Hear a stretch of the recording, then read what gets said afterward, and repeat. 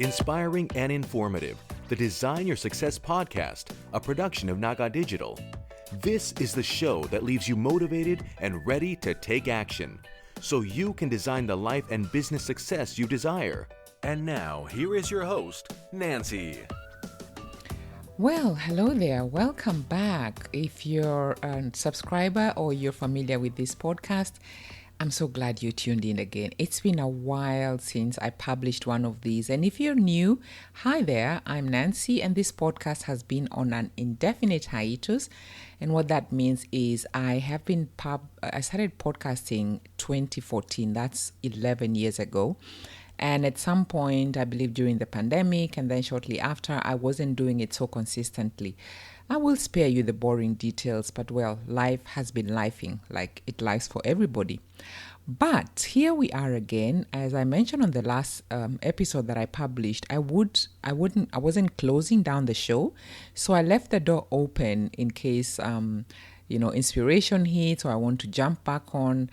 I'm a lifelong learner if we're meeting for the first time. And that means there's always something that catches my attention. And I go down these rabbit holes. I think there's so much in life to discover. And the more we learn, the more I learn, the more I discover how much I don't know. So guess what has caught my attention lately? Of course, artificial intelligence. Now, I'll just give you a heads up. This Design Your Success podcast is all about personal development. I'm a trainer in that niche, but I'm also a content marketing strategist. So I help brands and organizations and business owners to leverage content and digital marketing for client acquisition, retention, and just to grow their brand and increase revenue online. So artificial intelligence is something that has caught my attention recently, and I have been down that rabbit hole. And the reason I'm mentioning that is because this podcast or this particular episode, I'm just going to do like maybe 3-4 minutes of intro, and then we're going to switch gears. You're going to hear two people discussing my content, and they're going to be doing like an overview. So it's going to be like a third party. And this is content repurposing. Like I mentioned, I've been using AI, or I've been down the rabbit hole of AI because I realize it is coming after our jobs. Somebody said that AI will not replace you, but you will be replaced by somebody who uses or who knows how to use AI. And of course, as a content marketer, I can't, be an ostrich and put my head in the sand and pretend like, oh, nothing new to see here. Unlike 2 years ago when I first dipped my toe into the ChatGPT world, I was like, oh, nothing much to see here. I didn't take it that seriously, but I think it's delusional to just ignore AI indefinitely because it's moving so fast and it's not coming back. It's like a train. It's already left the station and either you jump on or you get left behind. Or it's like a wave. You ride the wave or the wave just comes crashing over you. So I have been down that rabbit hole as a content marketer, seeing like, okay, if I'm not careful, AI will not replace me, but a content marketer or a digital strategist who knows how to leverage AI is going to eat my lunch and pop the bag. So without much further ado, I'm going to let the other two people discuss the podcast. And again, this is content repurposing. So I'm leveraging the power of the internet. So I didn't have to record this whole episode and then edit and, all that. Instead, what I did was they're going to discuss a blog post that I did about reset. So it was a quarterly year reset. And what I did is just take that blog post and I've repurposed it. So now it's half year reset. And you're going to hear all about it with the next two guests who are coming on. So that's it from me. That's about 3-4 minutes. I will come back at the end after I think they're going to be talking for about 12 minutes. I'll come back at the end and I would love to hear your feedback. What do you think about this kind of podcast episode? All right, then, enjoy. Welcome to Let's Talk About It. Today we're digging into a blog post by Nancy Nungari. It's called Quarterly Reviews, a reset button for your progress. That title really nails it, doesn't it? Especially now. Exactly. We're well past that January buzz, Yeah. entering the second half of the year. And I think many of us, maybe you listening too, we started off with these big plans, vision boards, action steps, the whole deal. Mm-hmm. Full of energy. Right. But Nancy asked this really sharp question that kind of cuts through everything. Are you actually moving forward or just moving? Ooh, yeah, that hits home. It really does. Because it's so easy to lose steam, isn't it? Or get caught up in, like she says, just putting out fires. Or that bright and shiny object syndrome. Yes. She mentioned her own AI rabbit hole experience, which I think we can all relate to somehow, getting pulled off course. Totally. It happens so easily. And Nancy points out this key problem. If you don't have a way to actually track things, celebrate the wins, and, adjust your course. You just slip into survival mode. Reacting, not acting. Exactly, just reacting. So what we want to do today is unpack Nancy Ngari's 5 tips. Right. They seem super practical for staying on track, staying motivated. Mm-hmm. Specifically for this kind of mid-year reset moment. Right. Turning that reflection into real action. Okay, so let's dive in. Nancy's first tip for this half-year reset. Revisit your goals. Sounds basic maybe, but what's her angle? Well, what's interesting, as Nancy explains it, is that it's more than just looking at an old list. She says these reviews, they keep those intentions alive, clear, way past the January excitement. Okay. It's about really looking at your 2025 vision again, like, honestly. Do these goals still fit? Where are you now? Right, because things change. Exactly.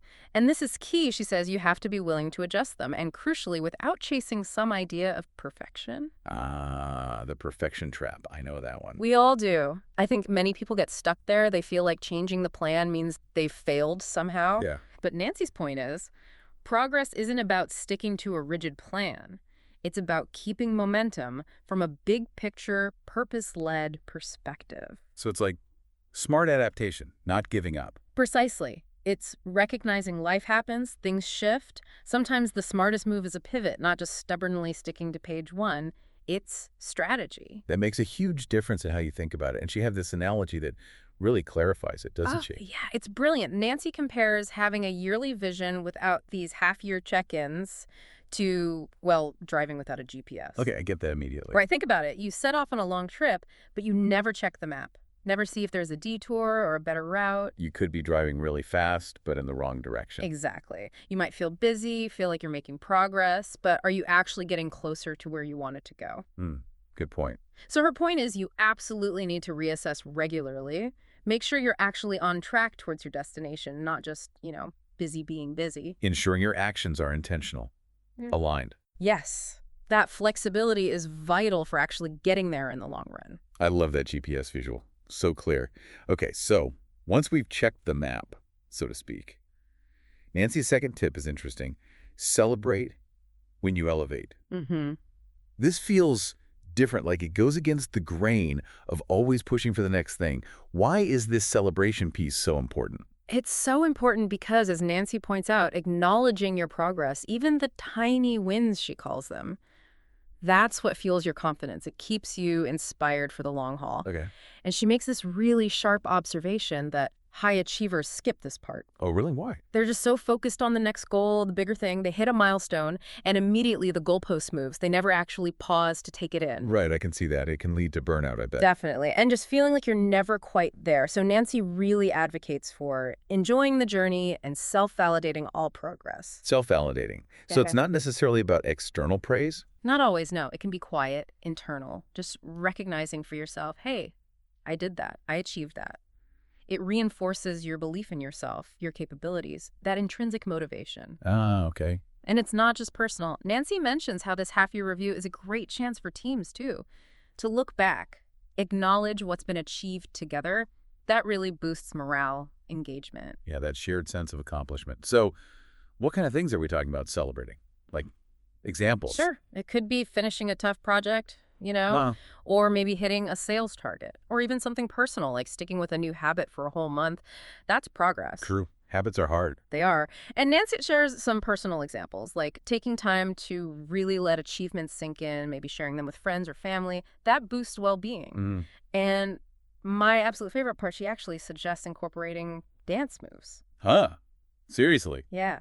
Because she says, work diligently, play joyfully is a form of self-care. It's about weaving joy into the process, not just waiting for the end result. I love that. A dance party for progress. I'm totally signing up for that philosophy. It makes the whole thing feel less relentless. Definitely. Okay, so Moving on. Nancy's third tip tackles that classic question, how do you eat an elephant? Piece by piece. Exactly. This one's about breaking down those massive goals that just feel impossible sometimes. So Precisely. It's all about managing that feeling of overwhelm. That's what stops so many people before they even start. So Nancy talks about her GOALS framework principle. She doesn't spell out the acronym in the post, but the idea is clear. Dream big, absolutely have that ambitious vision. It's okay. But then you have to reverse engineer it, break it down. And she uses this term, MSM steps. Small, Medium. tiny steps. Tiny steps even. Because psychologically, huge goals can just feel paralyzing. Our brains kind of shut down. Yeah, procrastination kicks in hard. Totally. But if you break it down, a micro step might be just 5 minutes, like looking up one email address. A small step, maybe finishing one part of a report. Medium, completing a whole section. Okay, I see. It makes it feel doable. Exactly. Each little step builds momentum. It chips away at that feeling of impossibility. So it's about making the scary stuff manageable. And she has a specific question for this mid-year point, too, relating to this. She does. For this review, Nancy suggests asking yourself, what's the next Kaizen step you can take that will move the needle? Kaizen. That's the continuous improvement idea, right? Yes, that Japanese philosophy. Small, ongoing, incremental improvements. It's about finding that one small thing you can do right now that makes a difference. Not trying to do everything at once. Exactly. Her message is that sustainable, consistent steps will lead to the results you desire. It combats that all-or-nothing thinking. It's about the long game, just taking one smart step after another. Very practical. I like that. Okay, and the next one. Oh, boy. Eliminating distractions and time stealers. The big one. This is something I think everyone, literally everyone, struggles with. As Nancy writes, it feels like a constant fight. It really does. And Nancy starts by asking this really sharp question again. Are your daily decisions truly advancing your vision or simply distracting you from it? Ouch. Looking inward first. Yeah. It's not just the obvious external stuff. She shares her own example about cutting back on social media scrolling and actually scheduling time for it, for content creation. Right. Using it as a tool, not an escape. Exactly. She admits it can be useful, but only if you're intentional. Otherwise, it just becomes, avoidance, procrastination fuel. So true. So this prompts us to do a real audit of where our time actually goes. Nancy even suggests using the 80-20 rule. The Pareto principle. Right. Find that 20% of activities that give you 80% of your results and focus your energy there. Be really strategic. But it's not just digital stuff, is it? She talks about people, too. Yes, and this is a tough one. The challenge of interpersonal interactions. She really emphasizes guarding your time and energy, setting boundaries, respectfully but firmly. Boundaries can be tricky. They can. She talks about reciprocity, making a mental note to observe patterns.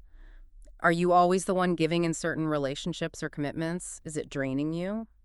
That requires some honest self-reflection. How does she suggest handling that without, causing conflict? Well, the core skill, as Nancy puts it, is getting comfortable with saying and hearing, no thank you.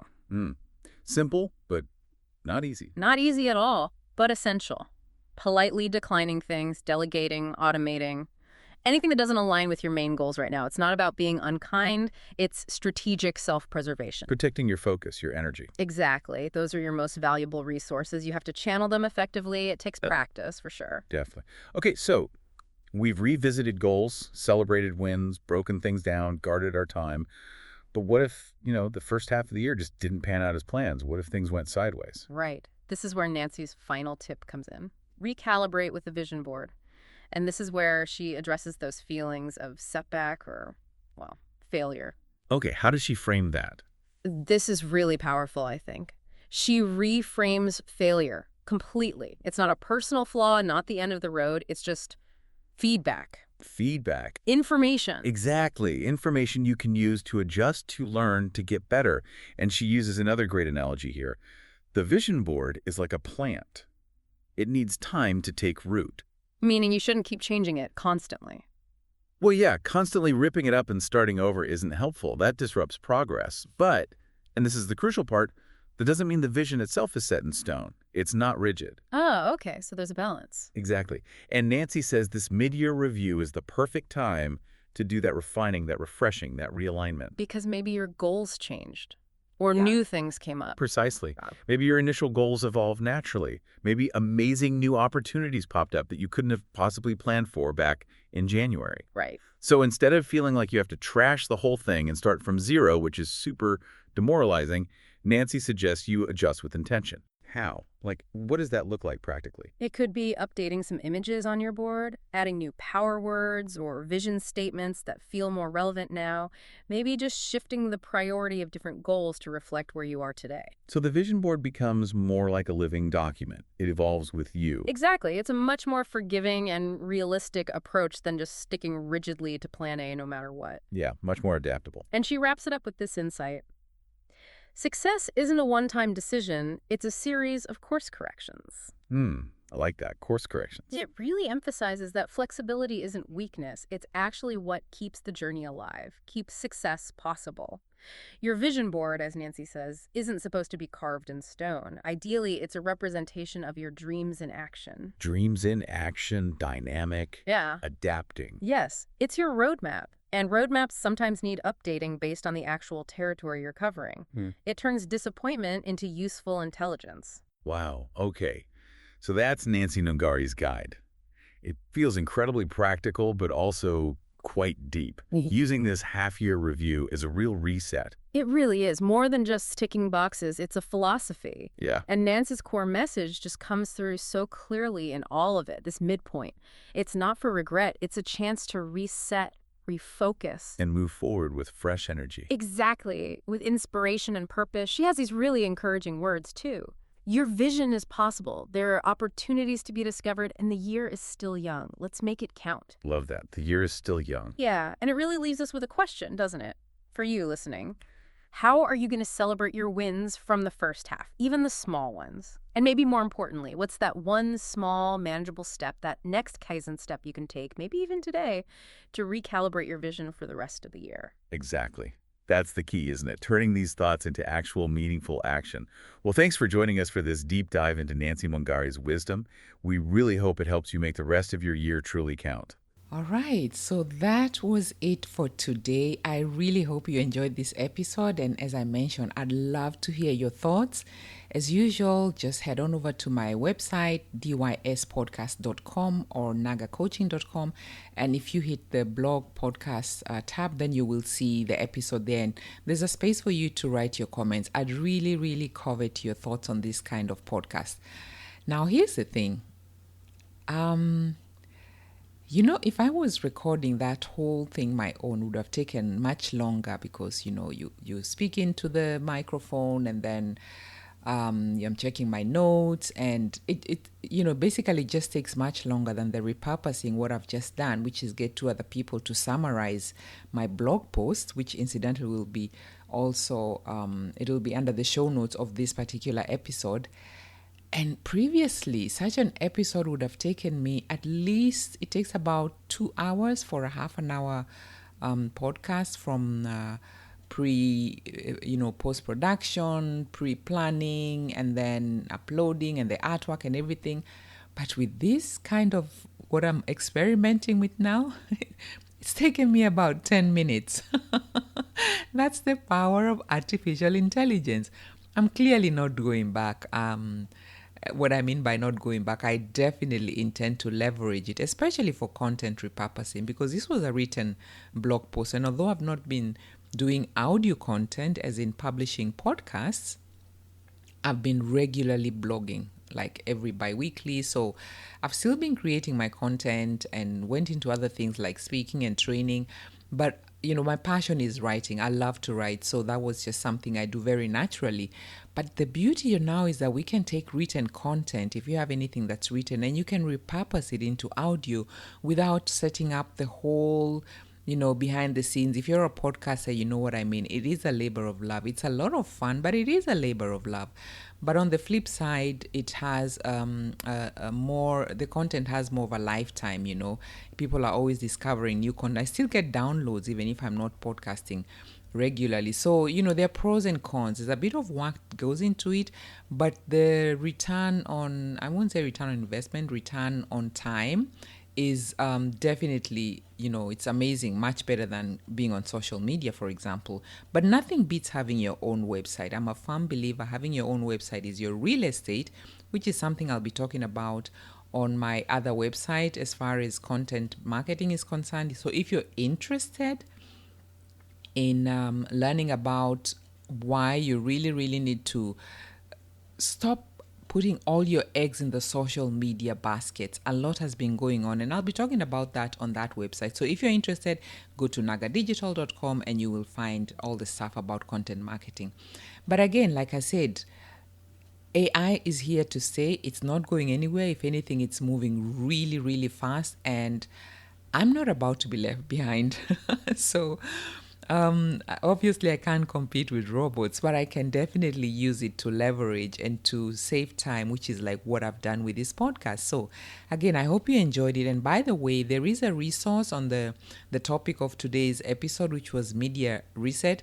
There's a resource you can download on my website when you go to the show notes, and it's done for you printable with a 10-step checklist on resetting your your vision, resetting your intentions for this year. So I definitely would encourage you to take a look at that. I'll just give you a brief peek on what it's about.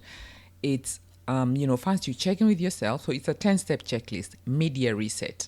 Step 1, check in with yourself.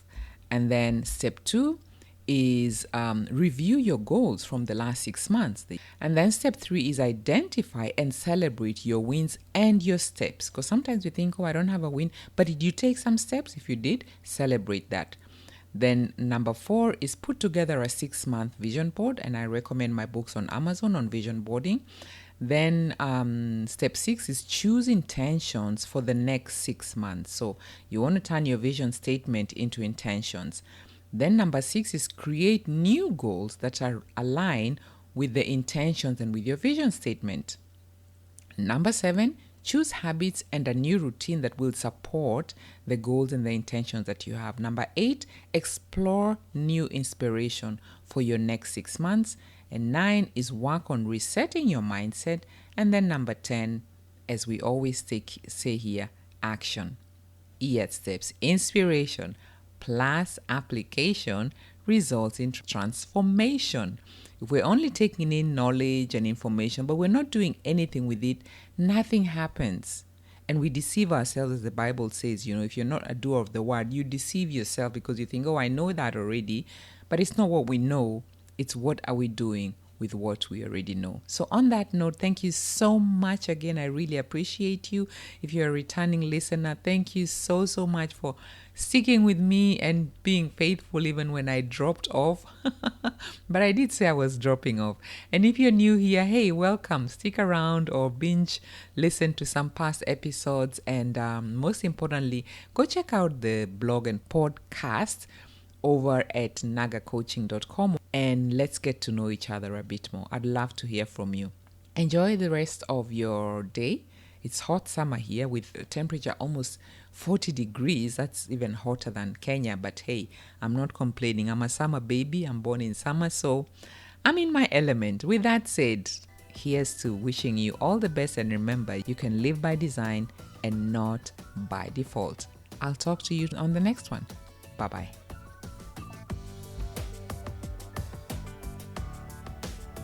For more inspiration and the resources mentioned today, visit www.dyspodcast.com.